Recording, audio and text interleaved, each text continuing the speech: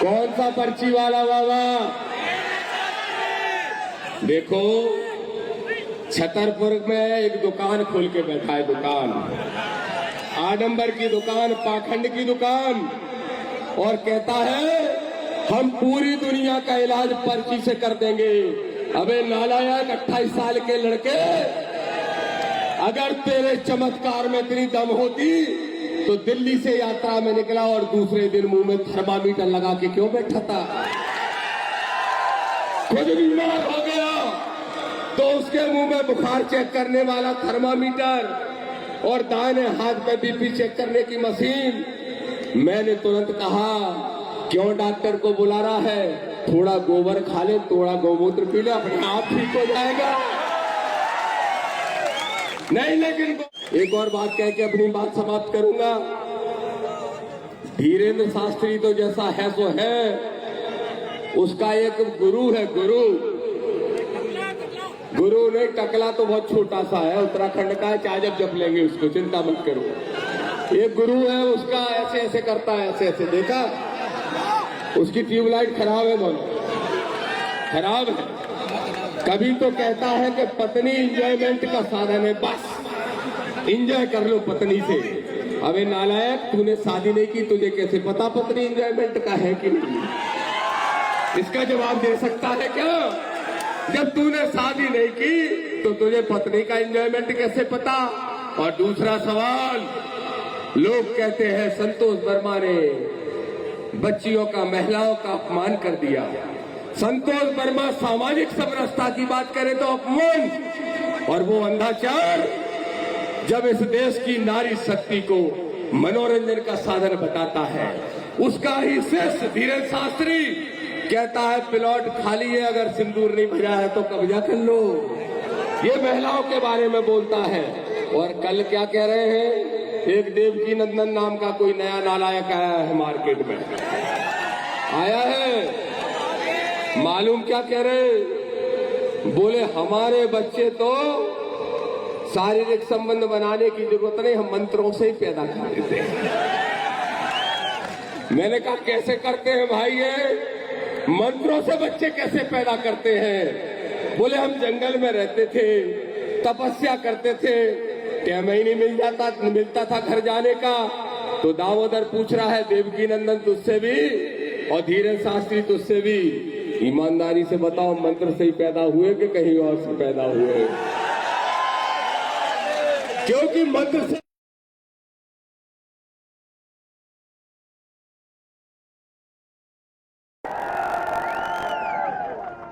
जब एक IAS officer सामाजिक समरसता की बात करते हुए रोटी बेटी के व्यवहार की अगर वकालत कर दे तो कहते हैं फरसे से गला काट लेंगे। कोई कहता है गर्दन काट दो, कोई कहता है पैर काट दो। तो दामोदर यादव मंडल इस राजधानी में खड़े होकर कह रहा है सुनने में दिए और सुनने में हम लगे। अगर किसी की औकात है तो संतोष वर्मा का बैल भी बात करके देखो तो औकात में लाने। मुझे मीडिया ने घेरा अगले दिन, दामोदर जी संतोष वर्मा के बयान को कैसे देखते हो? मैंने कहा देखो भाइयों, रोटी बेटी के व्यवहार में आपको कोई बुराई है? बोले नहीं, उसमें बुराई नहीं है। ये पुलिस प्रशासन उन्होंने कहा कि जब तक बेटी दान न देवे तब तक संबंध नहीं माने जाएंगे। मैंने कहा देखो कौन सा हिंदू यहां पर ऐसा है जो बिना आया करता है? बोले कोई नहीं।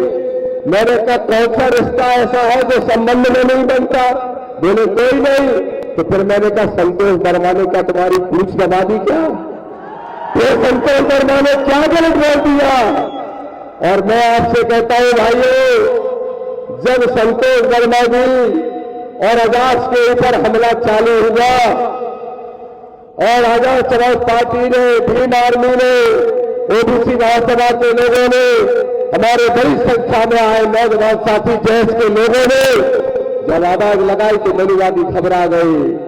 अभी भी समझा रहा हूं, मनुवादियों सुधर जाओ, सुधर जाओ, ये तो एक आवाज क्या है, लेकिन ये तो फिल्म का ट्रेलर है, ट्रेलर। भैया मोबाइल थोड़ा साइड में कर लो, साइड में मोबाइल छावी थे। और अगर अभी भी नहीं सुधरे तो फिल्म दिखाएंगे और ऐसी दिखाएंगे। हमारे साथी कह रहे थे बैरसिया जी कि विधायक बन के दामोदर जाएंगे। अरे बात दामोदर की नहीं है, जो SC ST OBC के लोगों का समुदाय यहाँ इकट्ठा हुआ है।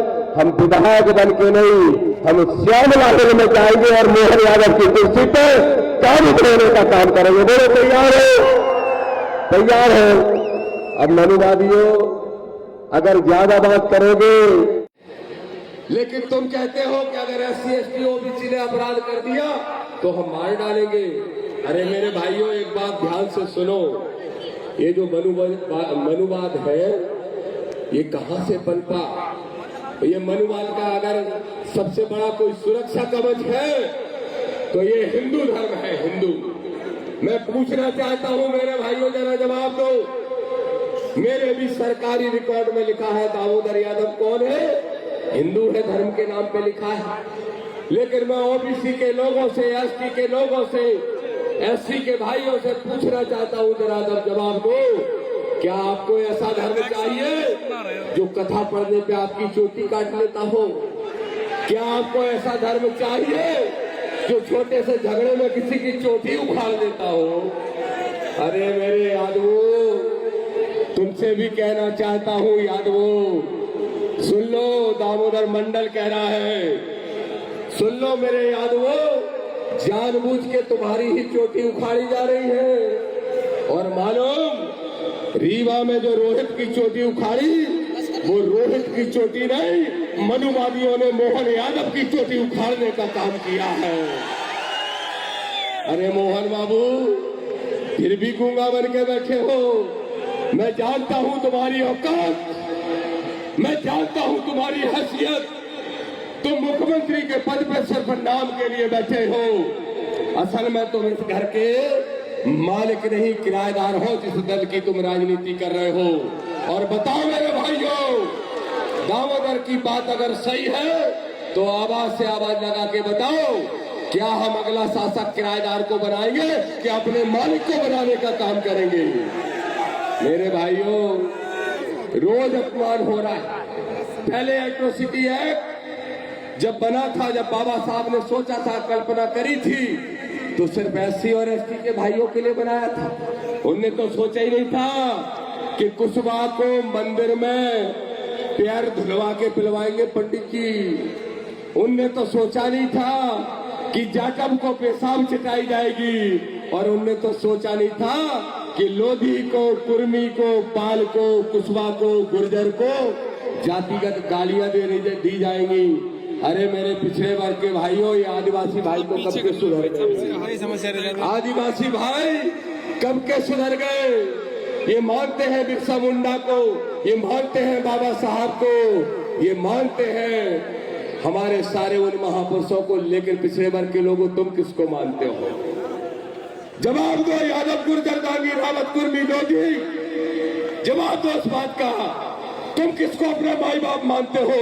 अरे मेरे पिछड़े वर्ग के भाइयों, जब तक मंदिर के घंटे से बाहर नहीं निकलोगे, जब तक स्कूल की घंटी नहीं पकड़ोगे और जब तक बाबा साहब का सम्मान नहीं करोगे, तब तक जूते खाओगे, चोटियां उखड़वाने का काम करते रहोगे। इसलिए कहने आया है दामोदर यादव, किसी आदिवासी भाई पे पेशाब कर दी चुनाव के पहले, आदिवासी भाई पे पेशाब कर दी।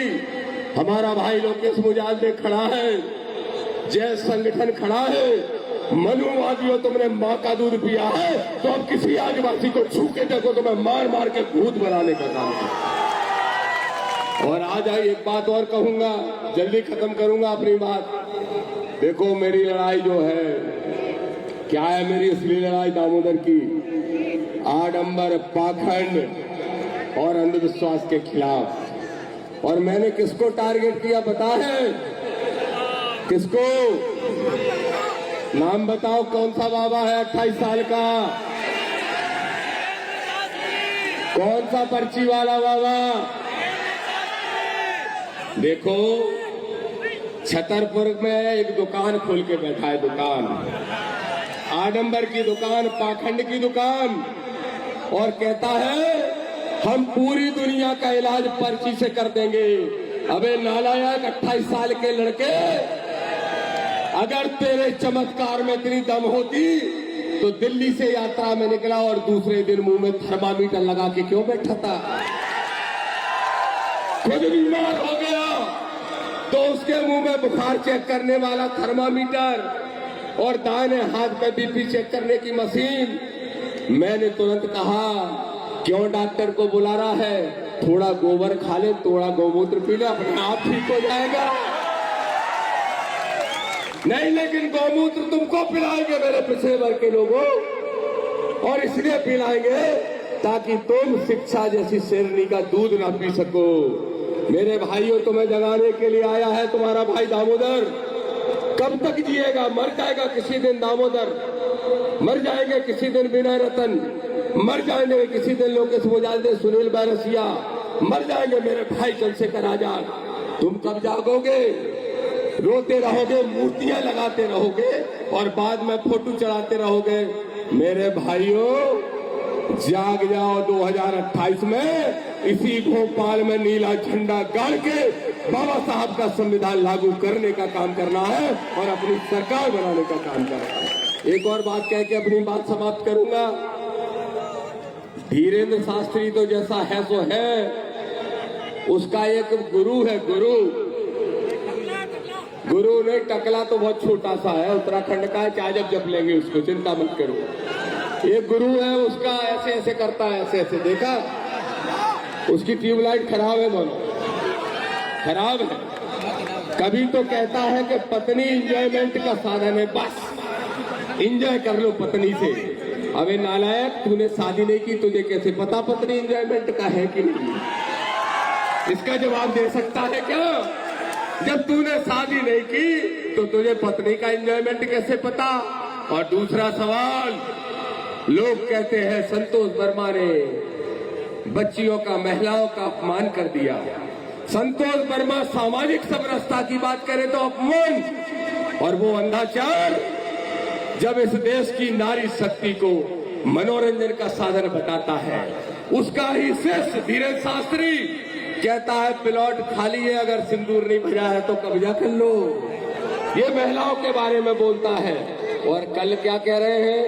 एक देवकी नंदन नाम का कोई नया नालायक आया है मार्केट में, आया है। मालूम क्या कह रहे?